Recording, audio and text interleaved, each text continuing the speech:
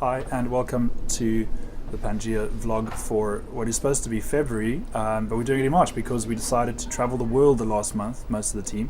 My name is Dan Cunliffe, Managing Director, and thanks again for joining us. We're, as usual, running around as crazy, and we're just decided to quickly sit down here and do the vlog, but it's been very, very interesting the last couple of months because I personally have been in South Africa working on some Southern African opportunities, huge opportunity in the slightly, I suppose, less developed market, but truly great opportunities around energy monitoring, water supply management, and mountain bikes. So stay tuned for that, that'll be coming through. And Ops Director and co-founder Chris Ramika has been in his home country, Australia, not there for the sunshine, I believe, but actually there to talk to some of the networks in that part of the world and see what opportunities there are in Australasia. However, we both arrived pretty much a couple days before the most anticipated event of the year, which is Mobile World Congress, happened in Barcelona the last week. And for those of you who read anything about my previous post on LinkedIn, which was around soirees, sangrias, and sims, it was pretty much exactly that. Quite a bit of soft drinks were had, and definitely a lot of conversation about connectivity in IoT. But just coming back to stuff that was actually quite interesting was we saw some work around major networks and major manufacturers actually doing something a bit different. We had the usual suspects, the Samsungs, the LGs, launching some incredible phones with brand new capability, but what really caught the show were two kind of playbacks from way back, if you want. The Nokia 3310, for those of you who are old enough to remember that phone, was one of the most prized, and everyone pretty much had one at the time. And I don't know if it was because the phone was great, but possibly because the game Snake was on the phone. So Nokia has brought back the 3310. It's definitely been upgraded. It looks fantastic.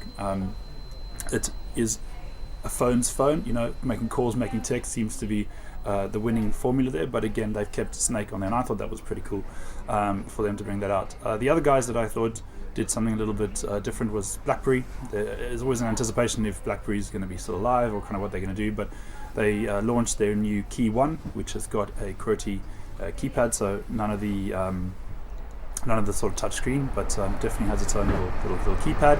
And I thought that was actually quite interesting to bring some of that back, and maybe give people choice in a world where everything is touch screen, and so moving forward from that. Other things that we thought were super interesting, obviously from an IoT perspective and from a Mobile World Congress perspective, is that this was the largest ever Mobile World Congress. 108,000 people turned up, 208 countries, and a whopping 3,000 exhibitors were there.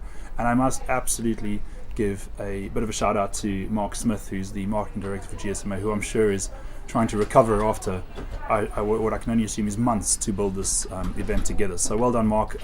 Also, big thanks to him and the team for putting together some incredible parties for those of you who attended. Back to what we saw in IoT. I'm always amazed that this market is just so incredible. We have got such opportunity for our partners in IoT, not necessarily UK only, but further afield into Europe too. And it was clear by the types of technologies we saw. Three key technologies that most of you are probably aware of is the fact that we've got narrowband IoT really making a push.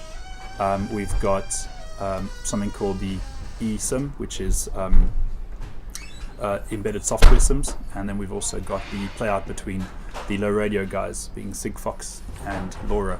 So Chris will be probably writing a blog on the embedded software SIM, the eSIM. I think it's going to revolutionize being able to really increase the volumes of IoT and M2M capability. It gives more choice to the customer, but also gives more flexibility to the product, and I think that's what we all need in this market. The two stands that I thought were pretty interesting from a network perspective, definitely Telefonica and Vodafone. One of my team was out there was saying if you could capture the Vodafone stand and effectively take that as a showcase for what IoT is, and we would definitely be able to bring our partners on an exciting journey. So those two guys clearly seem to be looking where they're going, but they are global networks, and therefore that is definitely what they should be looking at as well. Personally, for me, what I thought was the most interesting, probably two things. I'm always a big fan of Cisco Jasper. I think they've always got some really interesting stuff, and we have an exceptionally close relationship with those guys, and managed to talk to them and some of their customers about connected scooters, connected vending machines, and entire smart city rollout plans. So keep your eyes on that. We've got some pretty cool stuff that'll be coming along from that perspective soon. But just really enjoyed speaking to those guys and the real effort they're putting into management, and we're a very close partner with them.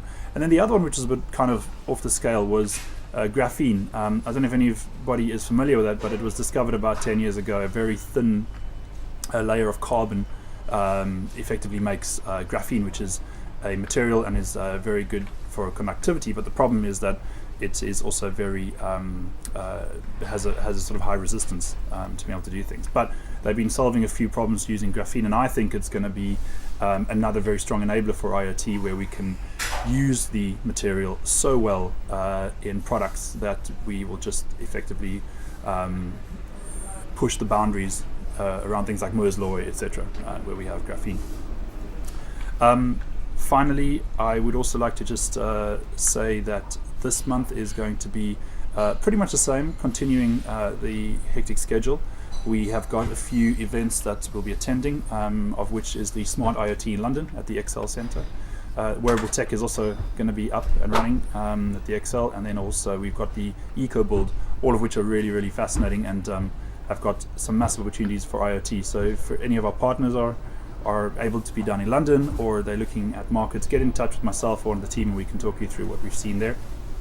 And last but not least, the next month is going to be quite interesting for us. We have a special guest joining us in the next vlog, so please do look out for that. And we've also got some announcements on some growth for Pangea. So I hope to share more with you then. Once again, thanks so much for taking the time to listen to our vlogs, and I really hope you enjoyed the new intro, the new format. If you have any comments about that, please let us know, and be sure to subscribe so you can stay up to date. Thanks so much. I'm Dan Cunliffe. Have a good one.